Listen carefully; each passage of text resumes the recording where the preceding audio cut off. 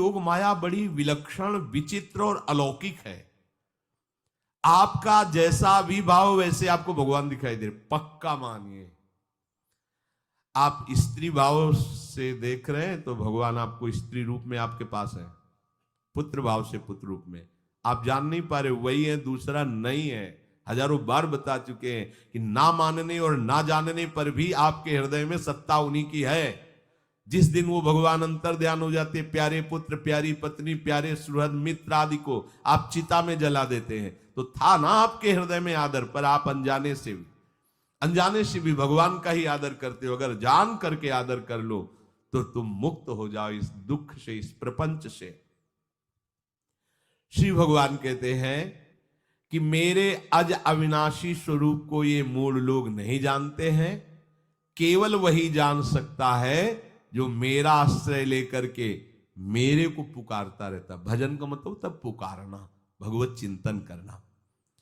वेदाहम शमतीतानि वर्तमानानि चार्जुन भविष्याणि च भूतानि माम तु वेद न कश्चन। हे अर्जुन, जो प्राणी भूतकाल में हो चुके हैं तथा जो वर्तमान में है और जो भविष्य में है, उन सब प्राणियों को मैं जान रहा हूं। जैसे आंवला ऐसे रख लो तो चारों तरफ से देख सकते हो, ऐसे भगवान अनंत ब्रह्मांडों को, जीवों को एक साथ देख रहे हैं। यही भगवान की भगवत्ता है, एक साथ देख रहे हैं। कोई भी जीव ऐसा नहीं है जिसको भगवान का दुलार नहीं मिल रहा हो। कहीं भी हो, अनंत ब्रह्मांड सबके लिए जो आवश्यक हो भेज रहे। कोई भूखा नहीं रह सकता। एक बार वीर शिवाजी समर्थ गुरु श्री रामदास स्वामी जी के पास गए और कहा कि स्वामी जी अकाल पड़ा हुआ है, तो हमने सारा का सारा खजाना खोल दिया और सबको पवाया। तो गुरु बड़े कृपा सिंधु थे, उन्होंने देखा कि इनके हृदय में एक गर्व का अंकुरण हो रहा है कि मैं भरण पोषण किया सबका अकाल में। तो उन्होंने कहा कि शिवू, यह थोड़ा उठाओ, आओ चलो हमारे साथ। एक बड़ा पत्थर का, इसे तोड़ो। मारा, जेवी तोड़ा, हटाया तो नीचे मिट्टी में दबा हुआ स्वस्थ में ढके कैसा, बिल्कुल। बोले इसको किसने दिया? देखो ना कितना स्वस्थ है, पुष्ट है। इसको कौन आहार दे रहा है? इसको कौन प्राण पोषण कर रहा है? बोले भगवान। तो बोले तुम कैसे दाता बन गए? संपत्ति तो सब भगवान की है, भगवान ही सबका। ये अहम मत करो कि तुम पोषण करते हो, नहीं। छोटी सी वृत्ति को भी गुरुदेव बर्दाश्त नहीं करते। जो गुरु शरणागत होता है वो उनकी बात समझता है, अन्यथा वो अपनी मनमानी वृत्ति को ही आदर देता है, गुरु की आज्ञा वृत्ति को नहीं देता। छोटा सा भी अभिमान का कण अपने जनों में गुरुदेव को बर्दाश्त नहीं होगा, क्योंकि यही भगवत प्राप्ति में बाधा बन जाएगा। कितने जीव चराचर जगत में, देखो हमारे भगवान की भगवत्ता। सबको देख रहे हैं, सबको व्यवस्था दे रहे हैं, सब कुछ देख रहे हैं। 3 प्रकार की लीला हो रही, कहीं पालन लीला, कहीं सृजन लीला, कहीं विनाश लीला। उन्हीं के द्वारा हो रही, वही देख रहे हैं, वही कर रहे हैं। अगर ये बात तुम्हारी समझ में आ जाए तो अभी भगवान की शरण हो जाओ। पर अहम के कारण ये बात समझ में नहीं आती। जो भूतकाल में हो चुके हैं, वर्तमान में हैं, जो भविष्य में होंगे, सबका प्रभु वर्तमान की तरह देख रहे हैं, दर्शन कर रहे हैं। परंतु मुझे मेरे भक्त के सिवा कोई नहीं जानता है। भक्त के सिवा कश्यन, कोई भक्त बिरला, वही केवल भगवान को जान। भगवान सबको देख रहे हैं, भगवान की दृष्टि सब पे है। अगर ये बात आपकी समझ में आ जाए तो अभी आनंद आने लगेगा। मैं भगवान की दृष्टि में हूं, बस आज हमें सत्संग से बात मिली कि मैं भगवान की दृष्टि में हूं, मुझे वो देख रहे हैं। बढ़िया, बन गया। अब आप पाप कैसे करोगे? क्योंकि भगवान की दृष्टि में भगवान आपको देख रहे हैं। डरो, किसी गवाही की जरूरत नहीं, वो देख रहे हैं। तो आप भय क्यों कर रहे हो? आपको भगवान देख रहे हैं, आपको डरना नहीं। फिर आप कामना क्यों कर रहे हो? भगवान आपको देख रहे हैं, जो चाहिए उस समय से दे देंगे, आप निश्चिंत रहिए। अगर आप अहम करोगे तो दुख भोगोगे, आश्रित रहोगे तो सब अपने आप निर्वाह हो जाएगा। एक आदमी ट्रेन के डिब्बे में बैठे दौड़ ऐसे ऐसे दौड़ रहा था। एक ने पूछा भाई क्यों दौड़ रहे? बोले अमुक स्टेशन जाना है। तू बैठ जा, गाड़ी चल रही है, ट्रेन चल रही, तू बैठ जा। ऐसी त्रिगुणात्मिका माया की ट्रेन चल रही, पूरे विश्व का विश्वंबर भरण पोषण कर रहे हैं, तू तो बैठ जा भगवद आश्रय लेकर के, तू काहे को दौड़ा घूम रहा है? लेकिन ये अहंकार के कारण भटकता रहता है। भूत, वर्तमान और भविष्य काल, ये तीन विशेषण देकर भगवान कह रहे हैं कि मैं सबको देखता रहता हूं, जो हो गए, जो हैं, जो होंगे। भूत के प्राणी, भविष्य के प्राणी अथवा वर्तमान के प्राणी सभी भगवान की दृष्टि में वर्तमान की तरह ही है। ये भूत, भविष्य, वर्तमान काल केवल हम लोगों की दृष्टि में भेद है, भगवान की दृष्टि में नहीं। हो चुका, होगा, हो रहा है, भगवान की दृष्टि में सब हो रहा है। पीछे का भी, अब का भी, सब सामने चल रही सीन। हमारे हृदय में विश्वास हो जाए प्रभु हमें देख रहे हैं। अभी तो हमें ये नहीं पता कि हम भजन कर रहे हैं, भगवान पता नहीं जान रहे हैं कि नहीं जान रहे हैं। अभी भक्ति में रंग आ जाए, अगर ये बात समझ में आ जाए कि प्रभु देख रहे हैं हमें। देखो, जब हमारे गुरुजन बैठकर सुनते हैं और जब गाने को अवसर मिलता है तो ज्यादा उत्साह होता है कि बैठे सुन रहे हैं। ऐसे ही अगर हम मान लें कि हमारे प्रभु सुन रहे हैं, हम जो भजन कर रहे हैं हमारे प्रभु देख रहे हैं, जो सेवा कर रहे हैं भगवान हमारे स्वीकार करें, प्रियालाल स्वीकार कर, अभी भक्ति का रंग आ जाए, ये बात हमारे हृदय में बैठ जाए कि मैं हर समय प्रभु की दृष्टि में हूं, हर समय मैं अपने आराध्य देव की दृष्टि में हूं, कितना आनंद आएगा। अंदर से सोचो जरा, हर समय वो हमें देख रहे हैं और वो कह रहे हैं मैं देख रहा हूं। पीछे जो तुम किए वो देख रहे हैं वर्तमान की तरह, अभी जो वो तुम देख रहे हैं, आगे जो करोगे वो भी देख रहे हैं। वो पहले से उनको सब पता है, तुम ऐसे ऐसे चलोगे, ऐसे ऐसे कार्य करोगे। भगवान की दृष्टि में सब कुछ वर्तमान ही रहता है। संपूर्ण प्राणी काल के अंतर्गत है और प्रभु श्री हरि कालातीत है। देश, काल, वस्तु, व्यक्ति, घटना, परिस्थिति ये बदलते रहते हैं, पर प्रभु श्री हरि वैसे के वैसे ही रहते हैं। काल के अंतर्गत प्राणियों का ज्ञान एक सीमित है। अब इस दीवाल के पीछे कौन खड़ा है, क्या कर रहा है पता नहीं, पर भगवान की दृष्टि में नहीं। भगवान की दृष्टि में सुमेरु पर्वत पर क्या हो रहा है, जहां किसी की दृष्टि, वहां भी उनको, ब्रह्मलोक में ब्रह्मा क्या कर रहे हैं, बैठे बैठे सब। इसीलिए कितने महान ईश्वर हैं। एक छोटी सी भी चींटी को दाना मिला कि नहीं, उनको चिंता है। देखो, आप छोटे से 2-4 लोगों का भार लेकर के चिंतित हो रहे हो, अनंत ब्रह्मांडों के अनंत जीवों का भरण पोषण प्रभु हमारे कर रहे हैं और निश्चिंत हैं। अचिंत शक्तियां भगवान की, तो आप भी तो उनके बच्चे हो ना। ये सब कहने का मतलब है आप भी तो उन्हीं के अंश हो ना। 2-4 की चिंता में इतने तुम बावरे हो रहे हो, डिप्रेशन में पहुंच रहे हो, 2-4 कामनाओं के पीछे इतने। अनंत ब्रह्मांड तुम्हारा जो अंशी है, अनंत ब्रह्मांडों के अनंत जीवों का अनंत काल से भरण पोषण करता चला आ रहा है। कहीं भी किसी के साथ कुछ भी गलत नहीं हो सकता। जैसे कहते हैं कि क्या गलत हुआ, देखो ना अभी तो बच्चा था, ऐसा ऐसा हो गया, तो तुम्हारी दृष्टि में बच्चा है, पीछे तो बहुत पुराना है ना, जो कर्म करके आया उसका फल। कहीं भी गलत किसी के साथ नहीं होता, ध्यान रखना। जहां कुछ होता है, अभी हमने देखा मनो कि ये तो बहुत गंदा है, तो सीधे जा रहा था, ये आदमियों ने मिलकर इसे पीटा, अभी सीधा चल रहा, पीछा टेढ़ा चल के आया है, और जिनको पीटा है वही आके इसे पीट रहे हैं। अब हम वर्तमान को तो देख रहे हैं ना, पीछे की बात तो देख नहीं रहे ना, और भगवान पीछे की देख रहे हैं कि इसने पीछे बहुत ऐसा गलत किया, उसका हिसाब इसको मिल रहा है, इसलिए चुपचाप देखते रहते हैं। ध्यान रखना, इतना भी गलत नहीं हो सकता इस सृष्टि में। वो कैसे गलत नहीं हो रहा, अभी तो नौ युवक था, उसने कुछ ऐसा किया ही नहीं, अभी तो नई अवस्था थी, अभी तुम्हें दिखाई दे रहा है 15 वर्ष का है, लेकिन भगवान देख रहे हैं मेरा पुरातन अंश है, किस जन्म से क्या क्या करते चला आ रहा है। ये ज्ञान हो जाएगा तो किसी भी बात में आपको दुख नहीं पहुंचेगा, विक्षेप नहीं पहुंचेगा। नहीं, बड़े बड़े विक्षिप्त हो जाते। एक गौतमी नाम की महान तपस्विनी थी, महाभारत में कथा आती है, उसका एक ही पुत्र था और उसको सांप ने काट लिया।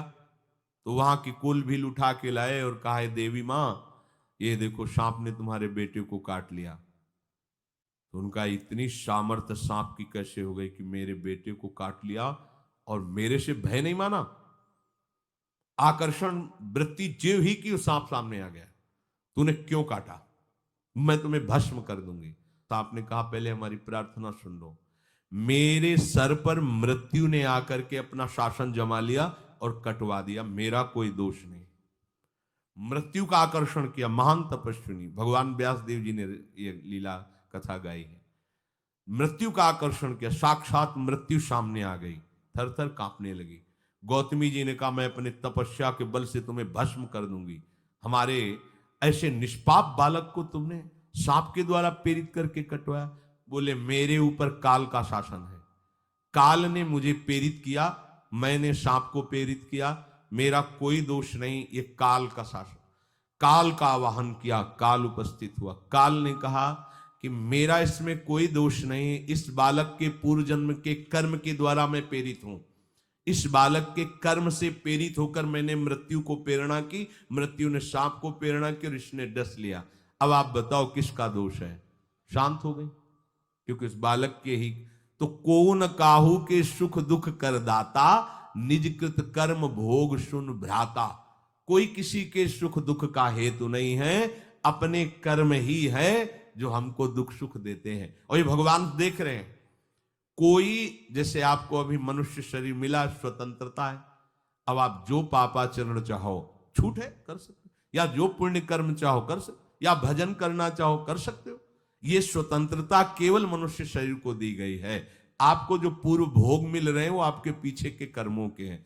तो जो ज्ञानी जन होते हैं, विवेकी जन होते हैं, आए हुए प्रारब्ध को भोग लेते हैं, नया कोई पाप नहीं करते, निरंतर भजन करते रहते, भगवान की कृपा से मुक्त हो जाते। अगर भगवान की शरण में नहीं होगे, भजन नहीं करोगे, तो आपके ऊपर बहुत से ऋण है, दुर्गति हो जाएगी। ऐसा नहीं है। आप यहां भी तो देखो ना, आपके मकान, आपका व्यापार, सब कुछ आपका कहा जाता है, लेकिन सब कुछ सरकार का है। हर चीज का टैक्स देना पड़ेगा तुम्हें। पानी का भी टैक्स देना पड़ेगा, मकान का भी टैक्स देना पड़ेगा, और तुम भी जो करोगे वो पैसा दो सरकार को। टैक्स तुम ऐसे फ्री थोड़ी जा नहीं होता, देना पड़ता है ना। आप मान लो नौकरी कर रहे हो कि हमारी नौकरी करे, तो उसमें सरकारी टैक्स कटेगा आपका, क्योंकि आप सरकारी आदमी हो, भारत देश के वासी हो। ऐसे ही ये टैक्स लगे हुए हैं सरकारी भी, मातृ ऋण, पितृ ऋण, ऋषि ऋण, ये टैक्स है। ऐसा नहीं कि तुम कमाओ खाओ और इसके बाद मर के जाओ स्वर्ग मिलेगा। टैक्स चुकाओ। ये मनुष्य शरीर मिला, इन ऋणों से मुक्त हो। अगर नहीं हुए तो भी तुम्हें दुर्गति होगी। आप देखो, जब कभी ऐसी सूचना मिलती कि अमुक आदमी का अमुक धन पकड़ा गया, तो इनाम दिया जाता है क्या कि इतना कमा लिया? सजा दी जाती है।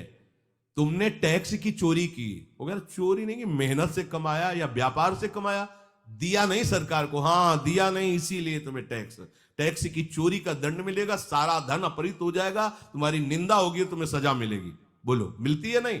ऐसे ही ये लड़का, बच्चा, पत्नी, पुत्र, परिवार जो भी है, ये सब श्री भगवान का तुम्हें टैक्स देना है। क्या टैक्स देना है? भगवान की शरण होकर उनका सुमिरन करो, सारे ऋणों से वो मुक्त कर देंगे। एकादश स्कंद में कहा है, मेरा भजन करने वाले का कोई ऋण नहीं रह जाता। और नहीं तो महाभारत में ही प्रसंग आता है, एक जरत कारु नाम के ब्रह्म ऋषि थे। ऋषि और भक्त में बड़ा अंतर होता है। वो तपस्या प्रधान, जैसे दुर्वासा ऋषि तपस्या प्रधान थे, वो बाल ब्रह्मचारी और तपस्या से युक्त एक दिन भ्रमण कर रहे थे, तो आवाज आई, मेरी रक्षा करो, मेरी रक्षा करो। तो उस आवाज की तरफ बढ़े तो देखा कुएं में उल्टा लटके हुए हैं बहुत से ऋषि, और एक केवल तंतु है, एक केवल तंतु है जिसमें दो चूहे लगे हुए, उसको भी काट रहे हैं, एक काला और एक श्वेत। तो उन्होंने देखा और दयालु हो गए कि ऋषियों, मैं तुम्हारी कैसे रक्षा कर सकता हूं? तो उन्होंने कहा कि ये जो दो चूहे हैं रात और दिन है, और जो हम लोग हैं ये तुम्हारे पितर हैं। ये चूहे तुम्हारी आयु को काट रहे हैं, एक तंतु हमारे कुल में केवल तुम ही हो, और तुमने तपस्या की ठान ली, ब्याह किया नहीं, गृहस्थ धर्म में गए नहीं, पुत्र हुआ नहीं, तो तपस्या में, भक्ति में एक दम है कि सब ऋणों से मुक्त कर देगी। ये बात ध्यान रखना। तपस्वी अलग है, भक्त अलग। इसलिए पीछे चर्चा आई थी कि तपस्वियों से भी अधिक, ज्ञानियों से भी अधिक, कर्मकांडियों से भी अधिक वो मेरा भक्त योगी होता है। तुमने तो ब्याह किया नहीं, तो अब ये तंतु रात दिन तुम्हारे जीवन को काट रहे हैं, जहां तुम खत्म हुए हम सब नरक में गिर जाएंगे। पितरों ने कहा तुम पितर ऋण से युक्त हो, मुक्त तभी होगे जब ऐसा करो। वो दृश्य खत्म, अंतर ध्यान हो गया। वो बड़े दुखी हुए कि क्या करें। तो उन्होंने मन में निश्चय किया कि ब्याह तो करूंगा पितरों के उद्धार के लिए। इतने बड़े तपस्वी हैं जरत्कारु जी, बड़ी महिमा है, लेकिन बात यहां फंस गई। पितृ, उन्होंने मन में निश्चय किया कि कोई आके अपनी कन्या दे दे और उसका भी नाम जरत्कारु हो। मैं बिल्कुल भरण पोषण नहीं करूंगा और कभी हमसे कोई प्रश्न ना करे। ऐसी अगर कोई कन्या देगा तो मैं स्वीकार कर लूंगा। अब ऐसे ना नगर जाना है ना किसी से बात करनी, तो वृक्षों से कहते अपने पितरों के उद्धार के लिए मैं चाहता हूं कि कोई पाणी ग्रहण संस्कार करा दे, कोई हमारे नाम की कन्या को दे दे, और ऐसा ऐसा व्रत है। ऐसा ही बोल रहे थे, वासुकी नाग उपस्थित हो गए और उनकी बहन का भी नाम जरत्कारु था। उन्होंने कहा सुनिए महाराज, मैं नागराज वासुकी हूं, सब देव रूप में, कोई ऐसे नहीं सांप वैसे वाले, देव रूप, सुंदर कन्या जरत्कारु। बोले ये कन्या मैं आपको समर्पित करता हूं, हमारा सौभाग्य होगा आप जैसा महर्षि हमारी बहन का पति बने।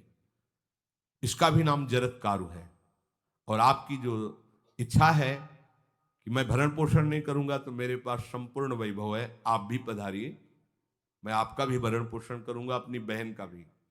तीसरी बात, मेरी बहन इतनी शास्त्र सम्मत आराधना से युक्त है कि वो कभी आपसे प्रश्न ही नहीं करेगी। तो उनका स्वीकार है। प्रसन्न हुए, चले गए। काफी समय तक उनके महल में रहे।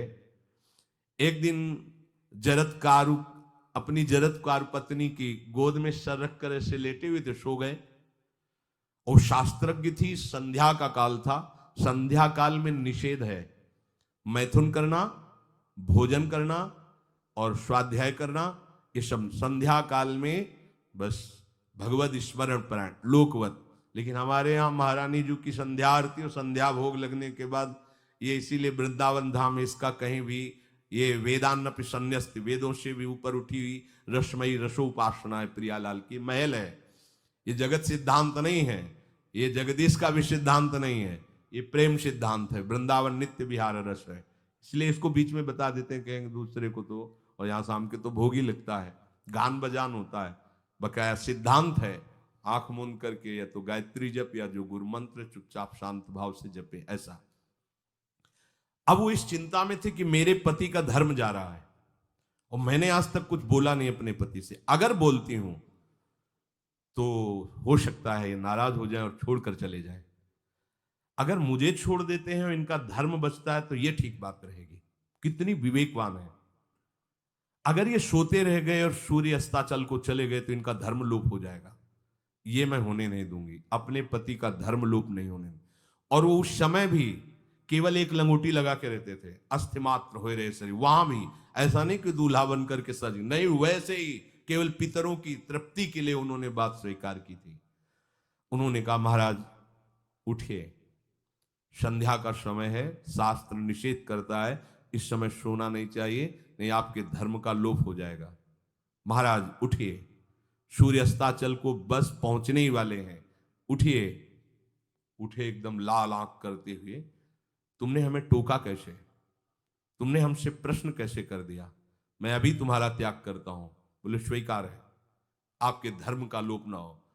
कहीं सूर्य अस्ताचल को चले गए, आपने अर्घ नहीं दिया तो जीवन भर की आपकी उपासना में कलंक लग जाएगा कि आपने संध्या काल में शयन करते हुए सूर्य आराधना नहीं की, आपके धर्म का लोप हो जाए। बड़ा सूक्ष्म धर्म का विषय। तो उनका सूर्य की ताकत कैसे कि मैं सोता रहूं और वो अस्ताचल को चले जाए, ऐसे महात्मा थे। कहा सूर्य की ताकत कैसे, भगवान व्यास देव जी ने लिखा है, किसी कहानी की बात नहीं। सूर्य की सामर्थ्य कैसे है कि मैं अर्घ ना दूं और अस्ताचल को चले जाएं, सूर्य तब तक रुके रहते जब तक मैं सोता रहता, पर तुमने टोक दिया, अब मैं चला। जब चले तो उन्होंने कहा हमारे गृहस्थ धर्म का जो फल होता है आपके पाणी ग्रहण स्वीकार का जो फल होता है उसको बिना दिए आप कैसे चले जा रहे हैं? तो उनका आस्ति वो है, चले गए। उसी से आस्तिक मुनि का प्रादुर्भाव हुआ और उन्होंने आगे बड़ा चरित्र है उनका, आस्ति, तो उसी से नाम रखा आस्तिक। आस्तिक उन्होंने जन्मेजय की यज्ञ को बंद किया। आप सोचो, एक पितर की तृप्ति के लिए उनको ये सब करना पड़ा। और श्री हरिशरणम और निरंतर भजन, तो मातृण, पितृण, देवऋण, ऋषि ऋण, सब ऋणों से उपासक मुक्त होकर के परम धाम को जाता है। एकमात्र भगवदास है। पर ये मूढ़ जन इस बात को नहीं जान पाते हैं। बिना कारण कृपा करने वाले प्रभु जीव को मनुष्य शरीर देते हैं। ये मनुष्य शरीर अंतिम शरीर है। अगर इसमें नहीं बना तो फिर चले जाओगे 84 लाख योनियों के चक्र में। इसी शरीर में अनंत जन्मों के संचित कर्म समुदाय का नाश करके भगवत प्राप्ति होती है या मोक्ष पद मिलता है। कौन सा प्राणी किस गति को जाएगा भगवान देखते हैं पर संकल्प नहीं करते। ध्यान रखना, क्योंकि आगे की भी देख रहे हैं। वो देख रहे हैं जो तुम कर रहे हो वैसे गति बनती चली जाएगी। भगवान संकल्प नहीं करते।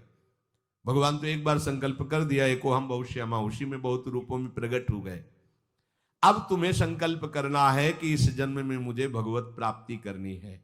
जो संत शास्त्र सदगुरुदेव कह रहे हैं ऐसा करो ऐसा ना करो, यदि आप इस भावना को स्वीकार करके आराधना करेंगे तो निश्चित निश्चित भगवत प्राप्ति इसी जन्म में हो जाएगी।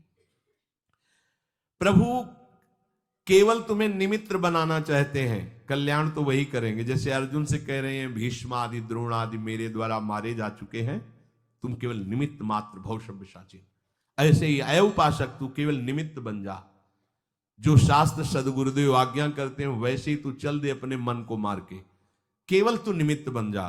कल्याण या भगवत प्राप्ति या मोक्ष वो तो भगवत कृपा से होगी। पूरी उद्धार की सामग्री तेरे अंदर जागृत कर देंगे प्रभु। केवल तू निमित्त बन जा, मेरी कृपा तेरी सारी बात बना देगी। विश्वास करो, इस बात पर विश्वास करो। भगवान कह रहे हैं तुम निमित्त बन जाओ, जो आदेश कर रहे हैं वैसा पालन करो, काम तो सब मेरी कृपा कर देगी। जो ऐसे मनुष्य शरीर ऐसी कृपा प्राप्त होने पर भी भगवत प्राप्ति नहीं कर पाता, तो मयानुकूलेन नभस्वतेरितम पुमान भवाब्धिम न तरेत सा आत्महा। ऐसी मेरी कृपा का सहारा मिलने पर यदि वो भगवत प्राप्ति नहीं कर पाता तो बोले आत्महा है, वो आत्महत्यारा है, वो दुर्गति को प्राप्त होता है। मनुष्य के लिए खास बात है कि प्रभु ने कृपा करके तुम्हें जो सामर्थ्य दी है, जो समझ दी है, जो सामग्री दी है, उसका दुरुपयोग मत करो। केवल भगवत प्राप्ति के लिए चलो, केवल भगवत प्राप्ति के लिए। ये सबकी समझ में नहीं आएगा, बिल्कुल बात समझ ले। केवल भगवत प्राप्ति, ये जो कहते हैं कि और हमारे धर्म कर, ये सब फसाव है। आप गृहस्थ बने रहो, आप व्यापारी बने रहो, पर आप लक्ष्य रखो कि मुझे इस जन्म में भगवत प्राप्ति करनी है। आपका लक्ष्य दृढ़ होगा तो नाम जप चलता रहेगा, संसार का कोई विकार आपको परास्त नहीं करेगा। अगर आपने ऐसा अटल निश्चय कर लिया तो तुम्हें जो भगवत सामर्थ्य मिली उसका तुम दुरुपयोग नहीं करोगे। देख लो, अपने लोग बहुत बड़ी गलती करते हैं, जो आध्यात्मिक ऊर्जा शक्ति उसको विषयों में दुरुपयोग करके नष्ट कर रहे हैं। कहते हैं अब हमारा मन नहीं लगता, अब हमारा बड़ा शांति है, घबराहट है। क्यों शांति है, क्यों घबराहट है? जब तक तुम धर्म विरुद्ध नहीं करोगे तो अशांति नहीं हो सकती, भय नहीं लग सकता, विषाद नहीं हो सकता, क्लेश नहीं हो सकता। लिख लो ये बात। किसी को भी कभी भी भय महसूस हो रहा है, अशांति महसूस हो रही, घबराहट महसूस हो रही, आप भगवत प्रदत्त शक्ति का दुरुपयोग कर रहे हैं, समय का दुरुपयोग कर रहे हैं, सामग्री का दुरुपयोग कर रहे हैं, अर्थात कोई न कोई अधर्म आचरण कर रहे हैं। अब भी आपको उपाय बता देते हैं। यदि तुम्हारा मन जलन पैदा कर रहा है तो भगवान से हाथ जोड़कर कहो कि हे नाथ, मेरे से अब तक जो गलतियां हुई हैं उन्हें क्षमा कर दो। आगे मैं गलती नहीं करूंगा, आपके बल से, आपके बल से। ये भी ध्यान रखो, आपके बल से, अपने बल से नहीं, आपके बल से। हे नाथ ऐसा मुझे बल दो जिससे कभी मैं आपके और गुरुदेव के विपरीत न चलूं। अगर कोई हमसे गलती हो जाए तो मुझे तत्काल दंड दे देना, क्षमा मत करना। आगे ये बहुत बढ़िया बात है।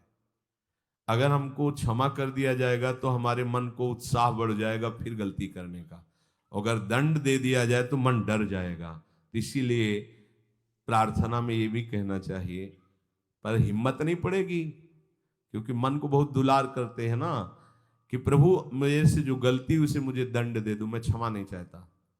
क्योंकि हम देखते हैं जब हम क्षमा कर देते हैं तो उसका उत्साह बढ़ जाता है मन का और गलत करने का। प्रभु इसे क्षमा मत करो, इसे दंड दो। एक बार इसकी भरपूर बेइज्जती होनी चाहिए। जब इसको सब देखेंगे हाँ ये, तो अपने आप ही मन सही रास्ते में आ जाएगा। प्रभु आप क्षमा कर देते हो और बात गुप्त रहती है तो इसको बढ़ावा और मिल जाता है और पापाचरण कर, क्योंकि ये दुष्ट है ना। अगर साधु हो तो बचत हो जाए कि देखो प्रभु ने इस गलती को छुपा दिया और कोई जाना भी नहीं और क्षमा भी कर दिया, अब मैं आगे से बिल्कुल नहीं करूंगा। ये दुष्ट है ना, ये ऐसा नहीं करता। क्षमा हो गई तो उसको लगता है आगे भी क्षमा हो जाएगी, चुपचाप चलो मनोरंजन करते हैं। नहीं प्रभु मुझे दंड दीजिए, जैसे कुंती जी कहती है मुझे विपत्ति दीजिए, ऐसे उत्तम भक्त वही है। हे नाथ आज तक जो गलतियां हुई क्षमा कीजिए, आगे गलतियां नहीं होंगी, ये मैं आपके बल से कह रहा हूं। प्रभु यदि मेरे से चूक हो जाए तो आप क्षमा मत करना, मुझे दंड देना, जिससे मेरा सुधार हो जाए, मैं आपके अनुकूल चलने लगूं। मनुष्य की असमर्थ दो तरह से होती है। एक असमर्थ कि वो कर ही नहीं सकता, जैसे किसी से कहा जाए कि तुम ये मकान उठा करके वहां रख दो, तो कर ही नहीं सकता। ऐसी सामर्थ्य जो आप में करने के लिए भगवान कभी आदेश ही नहीं देंगे, ध्यान रखना। एक बात ध्यान दीजिए, कोई भी ऐसी भगवद आज्ञा या गुरु आज्ञा नहीं होती जो आप नहीं कर सकते। आप जो कर सकते हैं वही आज्ञा होती है। दूसरी असमर्थ ये होती है कि करना चाहता हूं, समय भी है, पर पता नहीं कोई अंदर से करने नहीं देता। भजन करना चाहता हूं, ब्रह्मचर्य से रहना चाहता हूं, और अनुकूल कृपा भी है, सत्संग मिल रहा है, धाम वास सब, पर कोई हमारे ऊपर सवार हो जाता है और हमसे ऐसा करवा लेता है। यह है प्रमाद, यह है मूढ़ता, यह साधक को नष्ट कर देती है। दो प्रकार की असमर्थता की बात हुई। एक ये कि भाई हम असमर्थ हैं, कहा गया कि इस मकान को वहां उठा के रख दो, नहीं रख सकते, तो ऐसा आदेश ही भगवान और गुरुदेव का होता नहीं होगा। और अगर आदेश हो गया है तो आप उठा के देख लेना, आप उठा लोगे। अगर आपको यह ध्यान रहा कि गुरुदेव की आज्ञा है, हरि की आज्ञा है, हो जाएगा। हम कई बार आपको कहा है, अंगद को ऐसे मसल दें, ऐसे वीर थे रावण की सभा में, पर राम प्रताप सुमिरपन रोपा। इस सभा में कोई बड़ा वीर हो, मेरा पैर उठा दे, राम जी सीता जी हार जाएंगे, वापस चले जाएंगे। ये बात थर्रा देने वाली बात है। घबरा, आराध्य देव और माता जानकी दोनों को दांव में लगा दिया, उठा दे कोई पैर। पर उनको भरोसा था कि मैं राम के बल पे कह रहा हूं। राम बल आकर के विराजमान हो गया, कोई नहीं उठा पाया। आखिरी में रावण झुका, मेरे झुकने से, मेरे सामने झुकने से तेरी बात नहीं, तो जो बार बार जिनको मनुष्य कह रहा है उनके चरणों में जा, मैं उनका एक तुच्छ दास हूं। यदि आदेश हो जाए तो घूंसा से सबको मार करके तेरी पत्नियों को बंदी बनाकर और तुझे अभी राम जी के सामने डाल दूं। ये अंगद नहीं बोल रहे थे, ये राम प्रताप बोल रहा था। ऐसे ही यदि आपको आदेश कोई शास्त्र का या गुरु का है तो आप अक्षरशः समझ लीजिए उसमें उनका बल भी है, पर हम लोग उस बल का तिरस्कार कर देते हैं। थोड़ी सी मन की डालकर उसको हल्का किया तो वो बल वापस हो गया। सीधे जो बात मानी जाती है उसमें उनकी कृपा शक्ति होती है, और जो अपनी मन की लगा की जाती है वो साधन होता है। कृपा शक्ति और साधन में अंतर होता है। तो जो हम कर सकते हैं, आदेश है, हम करना भी चाहते हैं और नहीं करते हैं, इसका हमारे अंदर प्रमाद का राज्य है। प्रमाद। लोग कहते हैं कि पता नहीं कोई हमारे दिमाग में आके कर जाता है। हाँ भूत आता है, भूत। अब ऐसे लोगों को बावरा कहते हैं। अब इनको ऐसी जगह पहुंच जाए जहां सही निर्णय नहीं होता, और ये कर देना वो कर देंगे। उनको लगता है कोई है, बोले है ऊपरी चक्कर है, अल्ले ऊपरी चक्कर हो, घूम रहे हैं पागल बने, ऊपरी चक्कर कुछ नहीं, ऊपरी चक्कर नहीं, भीतरी चक्कर है। ये भीतर का तुम्हारा वासनात्मक प्रपंच ही तुम्हें नचा रहा है। विवेक का जागरण करो। किसी की अरे प्यारे तुम हरि के अंश हो। स्मशान में रात्रियां व्यतीत हुई, स्मशान में गंगा के किनारे भूतों के बीच में, कोई भी नहीं, कुछ नहीं। सीम की चाप सके को तासु बड़ रखवार रमापति जासु, अकेले, न युवक अवस्था, कोई साथ देने वाला नहीं, अंधेरा, कोई टार्च नहीं, कोई व्यवस्था नहीं, हर समय एक अपार आनंद, भगवदानंद। कोई भय छू सकता है? हर समय हरि की दृष्टि में आप रहते हैं। आप भी ये प्रमाद मत कीजिए, ये प्रमाद है और कुछ नहीं है जो आप आचरण विरुद्ध कर देते हैं। अब क्या होता है, वो समझ पाता नहीं, उसके पीछे कर्म परंपरा लग जाती है, फिर वो हार जाता है कि मेरे से भजन वजन नहीं होने वाला, संयम से नहीं चलने वाला। अब वो योनि पर योनि प्राप्त करता चला जाए, ये योनि यो योनि। भगवान के स्वभाव को समझो और उनके आश्रित हो जाओ। कोटि विप्र बदल आ गए जाहू, आए सरन तजो नहीं ताहू। जो नर होए चराचर द्रोही, आवे सभय सरन तक मोही। तज छल कपट मोह मद माना, करूं शब्द ते साधु समाना। एक बार जीवन को प्रभु के चरणों में अर्पित कर दो, बस प्रभु सब संभाल लेंगे अपने बल से। अपने बल से संभालने का तात्पर्य है आप उनकी आज्ञा पालन का प्रयत्न करो। प्रयत्न की सफलता प्रभु के द्वारा होती है। जब हम प्रयास करते हैं ना, तो प्रभु हमें आगे से आगे रास्ता देते चले जाते हैं, और ये जन्म भगवत प्राप्ति होनी ही चाहिए। अब इसके नीचे सौदा मत कर लेना। प्रभु से मिलने के सिवा और कहीं सौदा न कर लेना, क्योंकि आपके पास धन है। ठग लोग आएंगे आपको ठगने के लिए, ये भोग भोग लो, ये भोग भोग लो। कैसे बताएं? यदि तुम भगवत आश्रित हृदय से हो जाओ तो स्वप्न में भी तुम्हें डिगने नहीं देंगे। एक बार किसी उपासक ने अपना अनुभव बताया कि स्वप्न में उसके सामने कई भोग सामग्रियां से भरा हुआ मकान, सब व्यवस्था, एक बहुत सुंदर तरुणी, बस हमने आपको पसंद कर लिया। ये स्वप्न की बात, हमने आपको पसंद कर लिया, हम जिसकी खोज में थी वो आप हमें मिल गई, बस अब तो हमारे जीवन धन आप ही हो। वो सुनने लगा, मतलब उसको अच्छा लगने लगा ये बात सुनने में। इतने में ही एक देवी प्रकट हुई, इतना सुंदर रूप कि करुणा बरस रही थी उस रूप से, और स्पष्ट कहती ये छल है, ये कपट है, झुकना मत, देखना मत, इसकी सुनना मत। यदि सुन लिया और इसके प्रलोभन में झुक गए और इसको देख लिया तो तुम चले जाओगे, तुम्हारा आंख खुल गई।